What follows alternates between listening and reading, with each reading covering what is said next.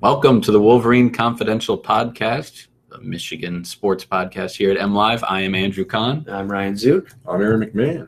And Ryan, I don't know if our listeners heard our first take there, but I did ask if you played golf, and you did. And you did told us you played 90 holes. 90 holes in 3 days. That's a lot of holes. A lot of It holes. was well worth it, though. Played some of the nicest courses in Michigan. Started off Saturday night at Arcadia Bluffs. Highly recommend to any of our listeners that want to make the trip up to Acme, Michigan. So not much else out there, but beautiful views. Played Bay Harbor as well. Also highly recommend. And made a trip to Roscommon. Played the Dunes and the Loop there. Dunes was nice. The Loop, probably one of the most overrated courses I've played. Oh. Yeah, there was a hot take there. Yeah. So you've been all about shameless plugging, and now you're criticizing. Yeah, I I mean, it just wasn't. I thought it was going to be more interesting. Everything else was really scenic. Mhm. That is just like I felt like I was golfing in. I don't want to say cow pasture, but it was just like it's a true links course, and I don't know. I feel like there's several MLive stories in here. You know, the top 10 courses, the Oh, most yeah, we've done overrated it. course. We've done it before. Yeah, good for you. You've Yeah. done it? Okay, great. But overall, yeah, very good weekend. What about you guys? Anything? I Guys spent went the somewhere. I spent the Saturday on the beach. I think it was rainy and cloudy here. It was sunny in Grand Haven on Lake Michigan. I spent the day out there with friends and spent the night in downtown Grand Rapids. It was a good time. I'm a little burnt, but I had fun. Same. It was really warm yesterday. That's for sure. Yeah, I hung out with some friends that are on their way out of town. A job is bringing them away from Ann Arbor. Longtime listeners to this pod, though, so hopefully they'll still continue to listen. And I obviously got a haircut as well. Looks good. and, Great clips. I went to actually, I'm going to pull it out here. Sport Clips. Sport Okay, Clips, see, the all thing right. about this podcast, it's the worst of both worlds. We receive no money for sponsorships and yet still annoy our listeners Yes. and waste time by mentioning companies all the time. Yes. But this card I was given by my barber, send a buddy for a free haircut. Oh my God! Who are you And sending? It's going to be based on your performance in today's podcast. So I'm just going to leave this right Give here, it to Aaron. and we're going to see how it goes. But yeah, I was satisfied. I also saw Jurassic World: Fallen Kingdom last night. Yes. Huge fan of the whole. I think they overdid that series. It's like Yeah, I'm going to keep seeing them as long as they keep making them. I'm devastated it was that the original Jurassic Park was not chosen as the movie at the big house this year. Yes. It was Black Panther, probably because of one of our producers here, Eli Zink, endlessly promoting it on a previous podcast. I'm sure that influenced votes.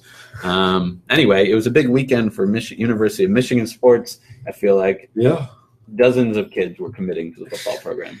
Yeah, it seemed like every time I checked Twitter, there was another kid committing, and then the Michigan coaches were going nuts about it. Yeah, they had 6 kids going back to Friday. I have everyone listed here. I'm an expert in every single one of them. Mhm. I've watched their tape and everything. Mm-hmm. Break it down. Yeah, we'll start with Friday. They got a commitment from a 3-star safety in Joey Velasquez. He was interesting because this kid's from Columbus, Ohio. He had been previously committed to Ohio State for baseball. So he flips his commitment from Ohio State to Michigan. So the plan apparently, so he says in his Twitter thing, that he's going to play football and baseball at Michigan. I did some digging into him a little bit. He played pretty much everywhere in the football field. He's listed as a safety, so he had 50 tackles, interception, 4 pass deflections. But he also rushed for 350 yards and caught 17 passes for a touchdown. So the kid clearly plays both ways. Sounds athletic. He's 6 feet, 205. Probably a center fielder, shortstop on the baseball. I didn't look up baseball. I probably should have, but I don't really care about baseball when I cover the football team. But no, he was the first one to kind of kick things off. Then they got another 3-star tight end, Eric All, and this was Sunday. One of 3 commitments on Sunday. 3-star tight end Eric All. This kid's also from Ohio, Fairfield, Ohio. 23rd best tight end in the country. Picked Michigan over Iowa, Michigan State, Wisconsin, and several others. He's 6'4", 225, so he's already got good size with him. Then things picked up. Let's put it that way. Michigan picked up a commitment from a 4-star running back, Zach. I think it's Charbonnet is how you say it. 6'2", 215 running back. He's ranked right now as the 15th best running back in the class in the country. Number 306 overall. I actually looked at some of his tape. He's got good speed, good vision. He's a bigger kid, 6'2", 215. Reminds me a little bit of Ty Isaac, and I think someone compared him to that. And when I first saw him, I'm like, yes, he reminds me of Ty Isaac. Rushed for over 2,000 yards and 23 touchdowns as a junior last year at Oaks Christian School in Westlake Village, California. So he's got good stats. He picked Michigan over UCLA, USC, Washington, and Wisconsin, among others. Those are the ones he was seriously looking at. Yeah, I think that tells you as much as anything about than even the ranking sometimes with some of these kids, clearly. Yes, other schools. yes, and we'll get into that here in a second with DJ Turner. But after Charbonnet, Michigan finished the day on Sunday with another four-star commit, defensive tackle Mazzie Smith, 6'3", 290 from East Kentwood High School in Grand Rapids, so he's an in-state kid. Number 123 overall, 7th best defensive tackle in the country. He picked Michigan. He had offers from Penn State. In fact, I think he visited Penn State a week or two ago. Alabama, Georgia, Notre Dame, and several others. The key common denominator among most of these kids, and we'll continue here in a second, but most of these kids took visits to Michigan over the weekend. The Michigan football program hosted a lot of kids over the weekend for official visits on campus. So they actually bring them in, give them the tour. A lot of times they'll link them up with current players to hang out for the weekend with them. They go, they take them around town. They show them the facilities. They tell them, what's what. They kind of give them the down low in the program, I guess. So a lot of these commitments follow the visits over the weekend. So it sounds like the weekend was pretty productive. That spilled into Monday. And Michigan got a 3-star cornerback in DJ Turner the second. This is where you mentioned the offers. I think this is specifically with Turner. He was 5'11", 170 cornerback from Georgia North Gwinnett High School. They ended up winning a state title. He helped there. He's only a 3-star kid, but he had 30 offers, including Florida, Notre Dame, and Alabama. Okay, so there's one of those things where I think he might be undervalued. In fact, he tweeted out this morning, someone brought up his star ratings, and he said, you can throw the stars away. I don't care. That's, I think it's a kid to look out for. And then they finished Monday night with another 3-star athlete, George Johnson III from Stuart, Florida, 5'11", 180. He played quarterback and wide receiver. Not quite clear where he's going to play. However, he wrote a huge essay for the local newspaper down there. And he mentioned being on the visit to Ann Arbor over the weekend, and he was with a group of people, but he kind of wandered off on his own and started running routes in the end zone. So that to me tells me he might be playing receiver. But again, it's kind of open. He's another kid who had several offers. So right now, Michigan is sitting at 16. Their big day yesterday leapfrogged them over Ohio State. They're now number 1 in the Big Ten with their 2019 recruiting class.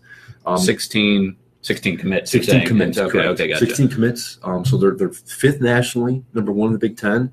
Right now I think it's more of a volume thing over quality. They've got I think 4 more kids committed than Ohio State for this 2019 class. And the way the rankings tend to work is they factor in average scores, star ratings, everything else. And right now Ohio State has several more 4-star kids than Michigan does. Michigan's got a load of 3 stars. Which isn't really that surprising, though, because, this past year, they didn't lose that many seniors, but they're going to need a restock here after this season. I think they anticipate a lot of folks leaving, a lot of attrition, whether it's guys leaving for the NFL next year or guys that are set to graduate. Harbaugh has been, in the last few weeks, he's said a lot of things. I remember this podcast, I think it was last week, he spent basically the whole podcast talking about – a segment of the podcast talking about the walk-ons. He's really emphasized walk-ons, and he put a note in Schimbeckler Hall June 1st, basically saying he had a list of kids saying, as of now, these are the kids that would make the team come fall camp. And he said there were several scholarship kids on there that were on the list. So it was a notice to those guys. He wouldn't specify who. You can take your pick. I'm not going to speculate, but there are kids that are apparently on the roster right now that are under scholarship that may not make the team in the fall. So I think he's trying to light a fire under some folks' butts. But clearly, right now they got 16 kids. It's a huge class. They've still got several months to go. They got 6 months or so to recruit still. No, that's not to say some of these kids may decommit, and we've already seen 1 or 2 already, and there always end up being several others. But right now it's a loaded class. They haven't messed around. That's a player that sort of fits the mold of both a potential walk-on and a commit, I guess, if you will, is Berkley Edwards' son. Yeah, that was What is he Braylon Edwards Jr.? What is his name? Berkley Edwards. Berkley Edwards. Berkley Okay. Edwards. We should call him, not just Braylon Edwards' son. So, Yes. Berkley Edwards coming over from Central Michigan. Yes, yeah, unofficially. We've we got word early last week. There's a report out there that he was coming. I checked with Central Michigan. He is no longer enrolled there. He's no longer on the roster. He did not take part in spring drills. Michigan obviously won't confirm at this point, but it would make sense. He's listed as a running back. I think primarily last year at CMU he was a kick returner, punt returner. But Michigan's in desperate need right now for running backs. I wrote about it last week on MLive.com. They've got Karan Higdon and Chris Evans, who could be, in theory, two of the better running backs in the Big Ten. But beyond that, the cupboard's bare. I mean, Jim Harbaugh has identified True Wilson, a former walk-on, as being the number 3 running back right now. It's unclear right now where Kareem Walker is in this status. There's been a lot of speculation out there. I'm not going to speculate at this point. But there's not a ton of depth behind those two. So if one of them gets hurt this year, Michigan's going to need someone to step up. And even so, even if they're not hurt, I mean, they're going to need a reliable third running back. Right now, they don't have one. I mean, Harbaugh has mentioned True Wilson, but he didn't play much last year. He's a little experienced at the Big Ten level.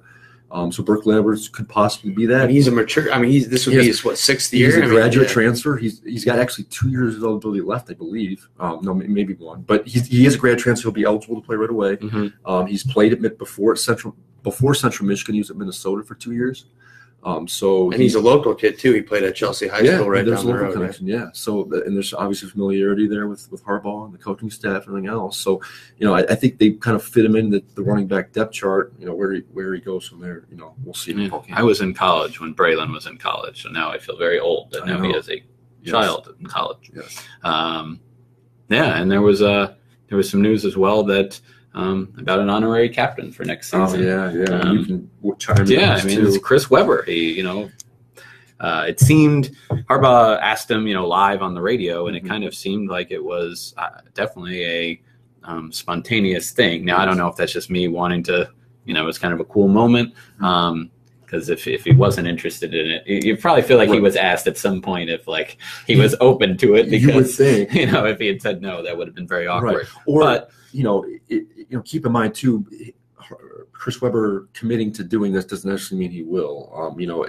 Maybe something comes up. The schedule's still off the line. They never specified a game. Right. Figure out the game. So I mean, it sounds like he was interested. Yeah. I mean, it'd be a step. It would, the sanction, sort of the period of no contact between Chris Webber, who was involved in NCAA violations here as a basketball player.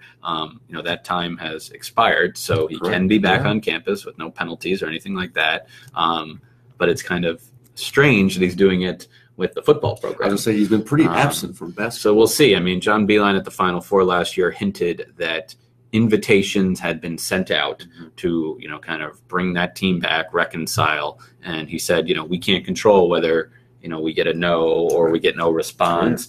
He didn't say Chris Webber is saying no, but, that was sort of the implication because it's clear the other Fab Five members, for example, are willing to come back. Yeah. And we've heard this before, right? Jalen Rose and others have talked about this, right? I talked to him about it just last week, actually. And he basically said it's in the past. Other schools have put up banners, after the fact or, acknowledging the team in some way. The key is remembering that while the Fab Five, was a special quintet, there was a team. It's like there were 10 other players on the roster that went to the Final Four twice. So I don't think they should just be ignored. But anyway, one of those players, Rob Pelinka, is now the GM for the Los Angeles Lakers, and he drafted Moe Vogner in the first round, number 25 overall, to the Lakers.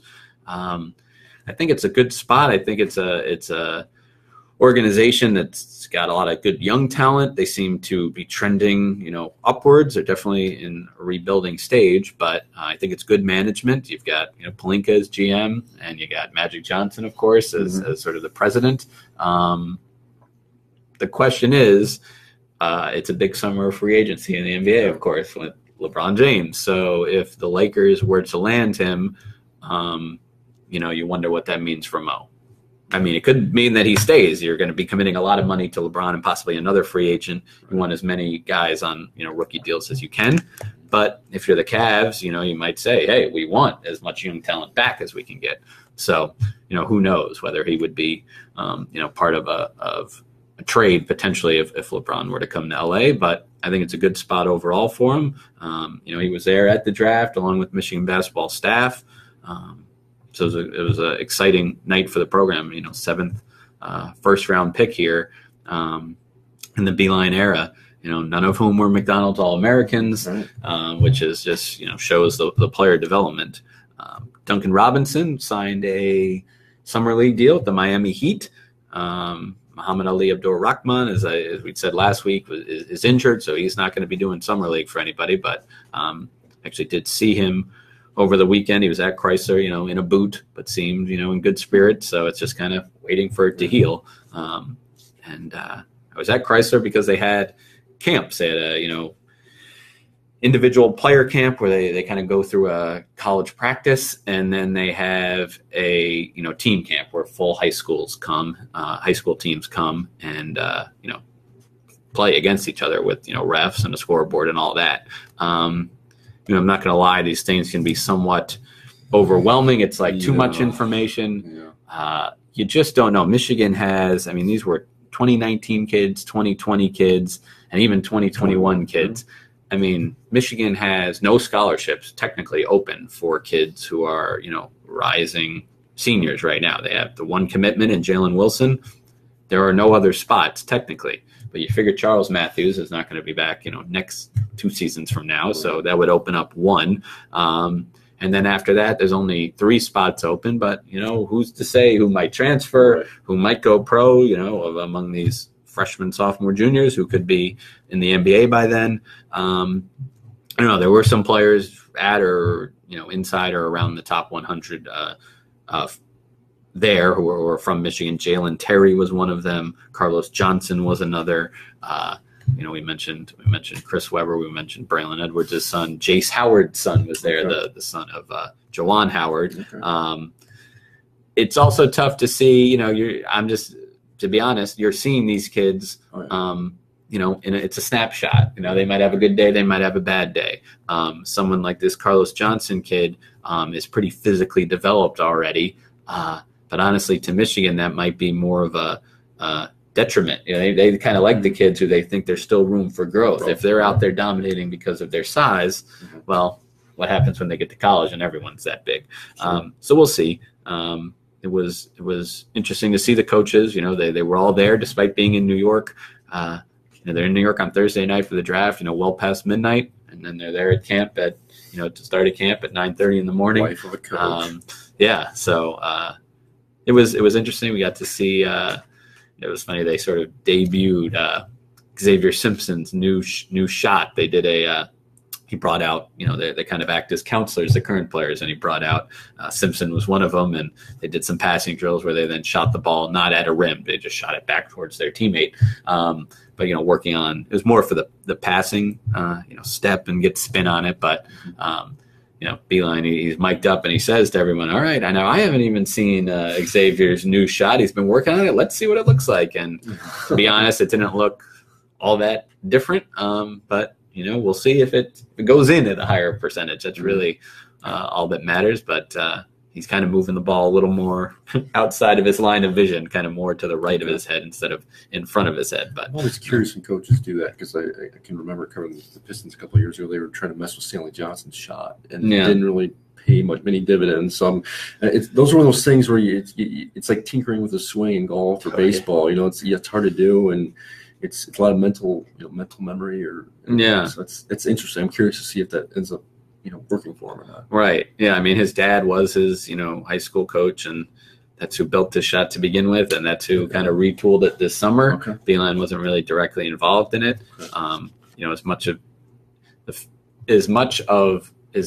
Even though Beeline is a true shot doctor, if you will, he will work with what you have. That's what he was saying. He's got, 3 or 4 different styles he can work with.